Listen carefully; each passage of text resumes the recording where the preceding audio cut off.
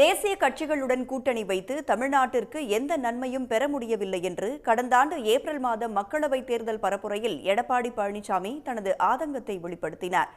ஆனால் தற்போது தமிழ்நாட்டிற்கு பல்வேறு திட்டங்களை தரும் பாஜகவுடன் கூட்டணி அமைத்துள்ளதாக முற்றிலும் முரணாக பேசியிருக்கிறார்.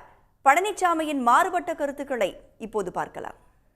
எங்களுக்கு ஆட்சி அதிகாரம் மத்தியில் இருக்க வேண்டும் என்று எண்ணியிருந்தால் நாங்கள் பாரதிய ஜனதா கட்சியோட கூட்டணி வைத்திருப்போமே. ஏன் நாங்கள் கூட்டணியிலிருந்து விலகி இருக்கின்றோம்? இன்னைக்கு தேசிய கட்சி என்று வருகின்ற பொழுது காங்கிரசும் பாரதிய ஜனதாவும் மாறி மாறி வருகின்றன. ஆனால் மாநில கட்சிகளை புறக்கணிக்கின்றன. இன்னைக்கு தேசிய கட்சியோடு கூட்டணி வைத்து அதனால் நமக்கு எந்த நன்மையும் பெற முடியவில்லை. நாங்கள் இந்த நாட்டுக்கு நல்லது செய்யும், இந்த நாட்டு மக்களுக்கு நன்மை கிடைக்கக்கூடிய இந்திய திருநாட்டுக்கு பெருமை சேர்க்கின்ற பல்வேறு திட்டங்களை தமிழ்நாட்டுக்கு வழங்கிக் கொண்டிருக்கின்ற பாரதிய ஜனதா கட்சியோடு கூட்டணி வைத்தால் இல்ல தவறு.